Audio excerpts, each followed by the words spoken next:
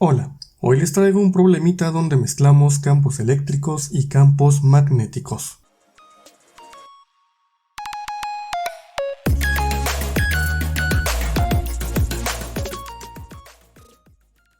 Muy bien, en este caso tenemos este hermosísimo arreglo que consta de dos placas cargadas, una con carga positiva y otra con carga negativa, las cuales forman un campo eléctrico constante en la región que está en medio de ellas.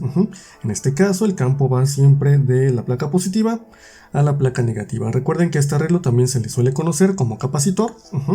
Y bueno, dentro de un capacitor o en medio de las placas de un capacitor hay una región con un campo eléctrico constante. Está marcado por acá.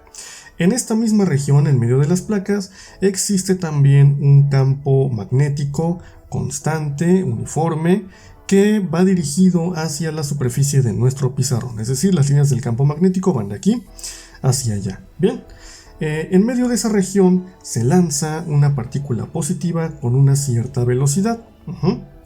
Esta partícula hace todo el recorrido en una perfecta línea recta hasta que sale de este aparato y sigue su vida. La pregunta es, ¿cuál es la rapidez de la partícula? ¿Con qué datos contamos? Bueno, solo se nos ha dado primero la magnitud del campo eléctrico, 10.000 newtons sobre Coulomb. También se nos ha dado la magnitud de nuestro campo magnético, que son 300 microteslas. Y el hecho de que nuestra partícula está siguiendo una trayectoria recta con una velocidad constante.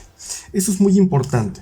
El hecho de que no se desvíe, de que siga esa trayectoria recta y de que su rapidez siempre sea la misma, implica directamente que la suma de las fuerzas sobre esta partícula positiva, vamos a ponerlo así, tiene que ser cero. Bueno, obviamente ignorando el hecho de que hay una fuerza de gravedad, pero vamos a suponer que en este caso la gravedad no existe, y aunque existiera, su influencia es mínima sobre la partícula.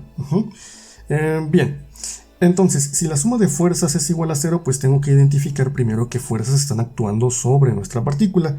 Vamos a hacer un pequeño diagrama de cuerpo libre. Tal vez por acá vamos a trazar un eje y otro por acá. Todos chuecos, pero nos van a servir. Aquí tendremos el eje X y el eje Y. Vamos primero por la fuerza magnética. Eso es obvio, ¿no? Una partícula que se mueve dentro de un campo magnético experimenta una fuerza magnética. Para eso vamos a utilizar la regla de la mano derecha. Queremos saber hacia dónde va la fuerza. Y bueno, el vector de velocidad va hacia la derecha, es decir, este dedo tendría que ir hacia la derecha. Nuestro campo magnético, que son estos dedos de por acá, va entrando a la superficie del pizarrón. Entonces vamos a doblar un poco la mano, a ver si no nos fracturamos. Y bueno, ¿qué es lo que pasa? La palma de la mano queda apuntando hacia la parte de arriba, o sea, hacia la parte de Y positiva. Por lo tanto, la fuerza magnética sobre esta partícula positiva va hacia acá. Fuerza magnética. Le voy a poner FM de fuerza magnética. Y ahora, nos faltaría también la fuerza eléctrica, la que produce el campo eléctrico sobre la partícula positiva. Como la placa positiva de este capacitor está en la parte de arriba, esa va a ejercer una fuerza de repulsión sobre nuestra partícula. Por lo tanto, la fuerza eléctrica que experimenta va hacia abajo. Esa fue mucho más sencilla. Recuerden que estas fuerzas son fáciles de determinar si sabemos los signos de las cargas. Y vamos a llamarle fuerza eléctrica, Fe. Ok, ya tenemos aquí nuestro diagrama. Como son las únicas dos fuerzas que actúan sobre nuestra partícula, pues ambas deben de ser iguales en magnitud, dado que son totalmente antiparalelas. Vamos a ponerlo por acá. Esto se traduciría a la suma de fuerzas igual a cero, en que la fuerza magnética tiene que ser idéntica en magnitud a la fuerza eléctrica. Bien, la fuerza magnética ya sabemos cómo es. Vamos a hacer un pequeño recordatorio de cómo es la fuerza eléctrica. Recuerden que en algún momento se definió el campo eléctrico como el cociente entre la fuerza eléctrica que experimenta una carga de prueba dividida entre la magnitud de esa misma carga. Es decir, campo eléctrico es igual a fuerza eléctrica sobre carga. De esta expresión nosotros vamos a poder despejar la fuerza eléctrica en términos del campo eléctrico, que sería el campo eléctrico multiplicado por la carga. Lo voy a poner como Q por E. Bien, ahora lo que tenemos que hacer es muy simple, solamente igualar la fuerza eléctrica con la fuerza magnética y pues resolver el problema.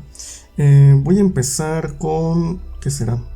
La fuerza magnética. Ya sabemos que la fuerza magnética está dada por Q, la rapidez, la magnitud del campo y un término del seno del ángulo. En este caso, nuestro vector de velocidad es completamente perpendicular al vector de campo magnético. Hay 90 grados entre ellos. Por lo tanto, no tiene mucho sentido poner el término seno del ángulo. Y esto es igual a la fuerza eléctrica, que está dada por el producto del campo eléctrico y la carga. Bien, podemos notar de inmediato que la carga se puede eliminar porque está de este lado y también está de este lado, hasta nunca. Y de ahí el despeje de la rapidez es muy simple.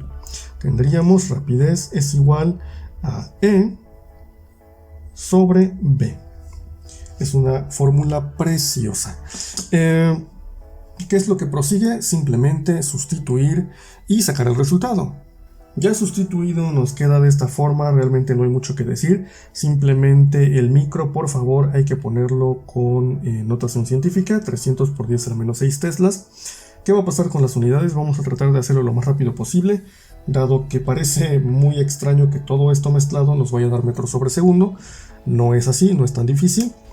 De nuevo voy a ocupar este espacio que está aquí en medio. Arriba tenemos newtons sobre coulomb. Y en la parte de abajo tenemos teslas. Los teslas, recuerden que son newtons sobre ampere por metro. Vamos a reducir esta fracción de modo que no tenga 4 niveles, porque eso se ve muy feo. Vamos a reducirla a 2 niveles, eso es muy simple. Tendríamos entonces newtons por ampere por metro en la parte del numerador y en la parte del denominador newtons por coulombs. Los que están aquí adentro quedan abajo, los que quedan en los extremos quedan en la parte de arriba. Pero bueno, eso es álgebra. Podemos de inicio eliminar el newton, hasta nunca. Y el ampere lo vamos a descomponer de modo que quede como coulomb sobre segundo. Entonces en la parte de arriba tendríamos coulombs por metro sobre segundo y todo eso sobre coulomb. De nuevo vamos a reducir esta fracción de modo que no tenga 3 niveles, eso se ve muy feo. Imagínense que aquí el coulomb abajo tiene un 1, eso nos va a ayudar. Y bueno, nos va a quedar como coulomb por metro sobre coulomb por segundo. Nos deshacemos de los coulombs y nos quedan efectivamente metros sobre segundo. Yo sé que es tardado hacer estos análisis de unidades, pero muchas veces no sabemos de dónde están saliendo las cosas, así que prefiero invertir 2 o 3 minutos en explicar esto para que no les quede ninguna duda. Bien, ya haciendo las operaciones, que era lo que más nos importaba realmente, nos va a dar como resultado que la rapidez de esta partícula positiva, cuya carga desconocemos, realmente no es importante aquí, es de 3.33 por 10 a la 7 y ya no me cupo la unidad. Bueno, la voy a poner aquí abajito, metros sobre segundo. Con esa rapidez podremos lograr que esta partícula pase por esta zona sin desviarse. ¿Qué va a pasar si la partícula va más rápido o va más lento? Evidentemente en ese caso sí va a sufrir una desviación. Este dispositivo de hecho se conoce como selector de velocidad. Es un dispositivo muy simple donde solo partículas cargadas con cierta velocidad van a poder atravesarlo. Todas las demás van a ser filtradas. ¿Por qué? Se van a desviar y van a terminar chocando con las paredes, ya sea positiva o negativa. Bien, por este problema sería todo. Espero que les haya servido mucho, que hayan aprendido bastante y nos vemos en el siguiente.